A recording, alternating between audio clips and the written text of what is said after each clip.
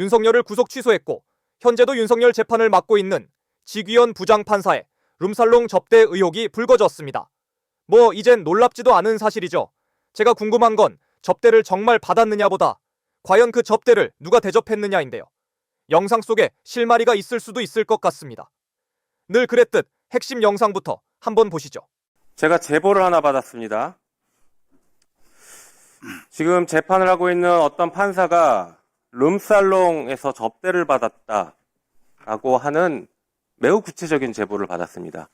룸살롱 구체적으로 특정했고 그 룸살롱에서 1인당 100에서 200만 원 정도의 비용이 나온 룸살롱에서 여러 차례 술을 마셨고 단 한 번도 그 판사가 돈을 낸 적이 없다.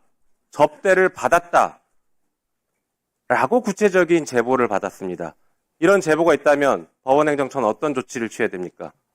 일단 제가 그 이야기는 금시초문이라서 제가 일반적인 절차가 뭐가 있습니까? 당연히 이제 우리 독립된 기관인 윤리감사실에서 조사를 할 것 같습니다. 이 사안 조사하시겠습니까? 제가 구체적으로 말씀드리면 제가 지금 처음 듣는 이야기라서 나중에 자료를 주시면은 그리고 저희들이 물론 행정처에서 관여하는 것은 아니고 아시겠지만 윤리감사실에서 그 부분에 대해서 당연히 행정처장님도 그 권한이 있는 것 같던데요. 그렇지 않습니다. 감사위원회 규칙 보면 그렇죠.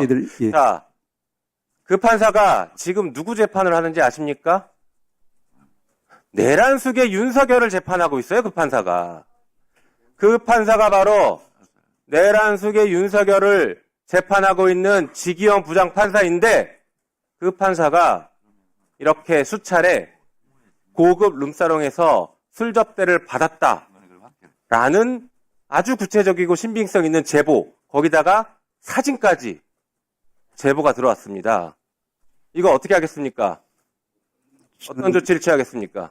저는 생각할 수 없는 일이라서 지금 답변 드리기는 어렵습니다. 당장 감찰 시작부터 해야 되지 않겠습니까? 이 정도면? 확인을 해보겠습니다. 확인이 아니라 필요하면 제가 사진이랑 자료는 드릴 수 있는데 감찰 시작해야 되지 않겠냐고요. 그 부분은 말씀드린 것처럼 이제 우리 독립된 기관인 윤리감사실에서 절차를 일단 이 정도 문제가 되면 재판부터 바로 직무 배제하고 당장 감찰해야 되는 거 아닙니까? 이거 일반 공직사회에서 이런 비슷한 일이 제보가 되면 어떡합니까? 네, 당장 직무 배제하고 감찰하고 필요하면 수사합니다. 이런 사안은 아까 제가 분명히 말씀드렸던 것처럼 최소 100만 원이 넘는 사안이기 때문에 뇌물죄가 성립되거나 아니면 적어도 청탁금지법 8조 1항은 무조건 위반으로 보여집니다.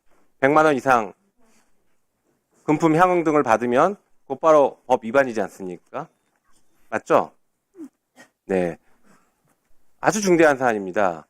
다시 한번 말씀드리지만 사법부의 신뢰는 좋은 재판도 있지만 이렇게 비리에 연루된 손이 더러운 의사가 수술하지 못하게 하는 비리에 연루된 판사들이 재판을 하지 못하게 하는 게 필요합니다.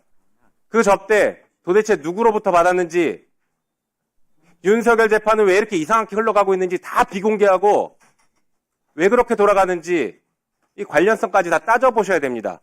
단순히 접대받았다는 내용 하나만으로 감찰할 끝날 게 아니라 지금 국민들이 그 재판 너무 잘못됐다라고 계속 얘기하고 있는 그 재판이 왜 잘못됐는지 체계적이고 종합적으로 감찰해서 이 법사위에 보고하십시오.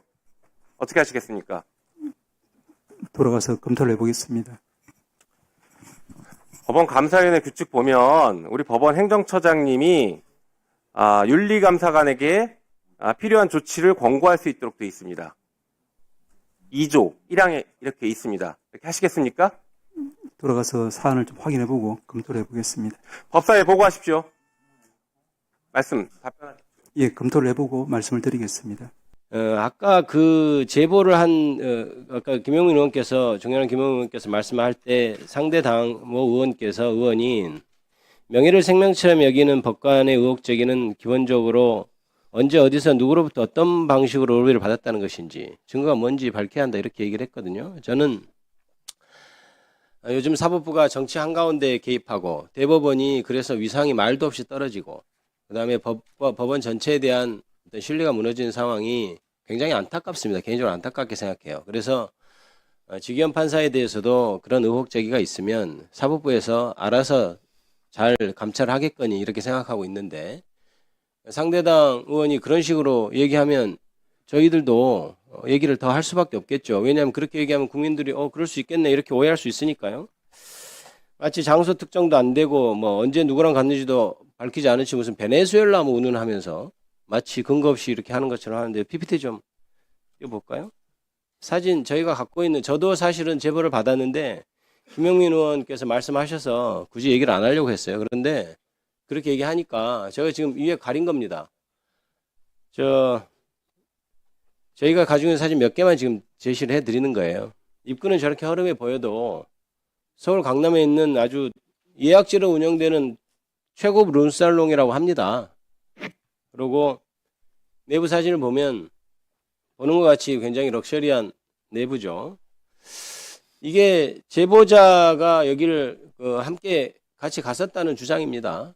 같이 갔었고 사실 다른 사진들 지기현 부장이 거기 갔었다는 사진들은 저희가 이미 가지고 있어요. 그래서 저희가 판단하기에 굉장히 신빙성이 높은 제보구나 이렇게 판단을 해서 아까 오전에 그 정도로 해서 사법부에서 적절히 감찰하고 그러면 되지 않겠나 이렇게 생각을 했던 겁니다. 그런데 자꾸 이것을 그런 식으로 마치 민주당이 무리하게 하는 것처럼 그렇게 얘기하니까 어쩔 수 없이 우리가 보여드리는 거예요. 그리고 아까 얘기했잖아요. 좋아요. 가서 자기 돈 내고 룸사롱 가건 자기 돈 내고 소고기를 사 먹건 저희는 그거는 뭐 도덕적으로 해야 저는 사실 법관이 룸사롱 가는 건 저는 조금 별로입니다. 그러나 그것까지 뭐라고 안 하겠어요. 그런데 이게 같이 간 사람이 직무 관련자입니다. 아주 문제가 되는 직무 관련자. 그리고 그 룸살롱이라고 하는데 이른바 실정법도 어길 수 있는데 아니겠습니까? 그렇죠? 거기 간 것 자체가 문제가 아니고 그 이후에 룸살롱에서 하는 행동들의 이런 것이 실정법 위반의 소지가 분명히 있고 그 다음에 자기가 자기 돈으로 내지 않고 다른 사람으로부터 접대를 받았다면 그것도 직무 관련자라면 밀접한 직무 관련자라면 이거는 대단히 문제가 되는 행위 아니겠어요? 어떻게 생각하십니까? 그런 상황이 있어서도 안 되겠지만 그런 일이 또 발생한다고 제가 뭐라고 이야기할 수 없고 굉장히 참담한 상황입니다. 이게 사실은 이 같이 갔던 사람이 이걸 왜 제보를 했냐면 너무 열받아서 했다는 거예요. 내란 속에 풀어주는 거 보고 이럴 수 있나 하면서 제보를 했다고 알려왔습니다. 그래서 제가 보기 그리고 그때 일시 같은 것도 제보된 사진에 의하면 특정이 저는 된다고 봐요. 그래서 이거는 사법부가 자정 기능이 있는지를 한번 살펴볼 문제라고 생각합니다. 그래서 행정처장님도 돌아가시면 본인 직무가 아니라 할지라도 대법원에 아주 사법부의 큰 일이고 하니 잘 살펴서 자정작용이 제대로 일어날 수 있도록 하십시오. 안 그러면 저희가 더 추가로 더 국민들 눈살 찌푸리게 하는 사진이나 이런 걸 공개할 수밖에 없는 거 아니겠습니까? 예, 살펴보도록 하겠습니다. 꼭 잘 살펴보시기 바랍니다. 저는 이 정도로 마치겠습니다. 법원행정처장님, 예, 아까 오전에 대법원장의 취재원 제보 영상에 대해서는 하늘이 두 쪽 나도 그런 일이 없다고 말씀하셨죠? 그렇습니다. 지기현 판사가 룸사롱 간 것도 하늘이 두 쪽 나도 그런 일이 있을 수 없습니까? 제가 우리 대법원장님께 대해서 말씀드린 것은 오전에도 말씀드린 것처럼 지금 지기현 판사 묻고 있습니다. 지기현 룸사롱 간 거. 사실이라면. 저는 우리 대법원장님을 이제 처장으로서 이제 모시면서 그분의 여러 가지 인품이나 또 이런 걸 봤기 때문에 예, 그 얘기는 말씀드린 것이고, 됐고요. 예, 네. 지부장에 대해서는 뭐 제가 드릴 말씀은 따로 없습니다. 따로 없습니까? 예, 자, 만약에 지기현 부장 판사가 이렇게 판사로서 품위를 손상하고 부적절한 행동을 했다면 지기현 판사 룸사롱 가지 마시오 이렇게 말을 법원 행정처에서 할 수 있습니까 없습니까? 그런 이야기할 정도가 아니라 윤리감사실 등 적절한 조치가 이루어질 것으로 그렇습니다. 그렇습니다. 이런 품위 손상, 이런 부적절한 행동을 하지 마라 하는 것은 법원 행정처에서 할 수가 있잖아요. 이것이 판결 개입은 아니죠. 그렇습니다. 그러면 이것은 일단 조사해야 되지 않겠습니까? 아까 우리 김 위원님 말씀 주신 것처럼 돌아가서 잘 살펴보도록 하겠습니다. 돌아가시기 전에 우리 의원들이 갖고 있는 지금 공개하지 않은 정보도 있을 수 있으니 그 정보를 받아서 이거는 즉각 감찰하고 필요하다면 징계 조치해야 되지 않습니까? 예, 여러 자료를 다 살펴보도록 하겠습니다. 만약에 그것이 사실로 밝혀져서 이렇게 부적절한 위법한 행동을 한 지기현 판사라면 윤석열 재판을 계속 할 수 있겠습니까? 지금 이것이 이제 담당 법관에게는 너무나 중요한 결과일 수 있기 때문에 제가 가정적인 상황에서 또 확인도 안 된 상황에서 더 이상 답변을 드리기는 좀 어려운 상황인 걸 양해해 주시기 더 이상 답변하기는 어렵지만 이 정도 되면 감찰, 윤리, 징계 이런 것은 해야 되지 않습니까? 이상권 간사님, 그거는 지금 천대처장 도와주는 게 아닙니다. 이런 경우는 벌써 사진이 나갔어요. 그러면 국민들이 다 봤어요. 그랬을 때 법원이 어떻게 조치하느냐, 이것도 굉장히 중요한 겁니다. 그래서 지금 동시에 그 입장이 나가야 돼요. 그래서 제가 여쭤보는 겁니다. 도와주는 차원이에요. 자, 행정처장님. 예, 잘 살펴보도록 하겠습니다. 이것이 사실이면 어쨌든 조사하고 감찰하고 뭐 윤리 넘겨서 뭐 징계 같은 것도 할 사안이다 이렇게 생각하시는 거죠? 독립된 기관인 윤리감사실에서 당연히 직무에 따라서 조치할 사항이고 저희들도 나름대로 저희들이 할 수 있는 그런 부분은 살펴보겠습니다. 네. 하여튼 이런 일이 없었으면 좋겠고 그랬으면 좋겠습니다. 다음은 박준태 의원님.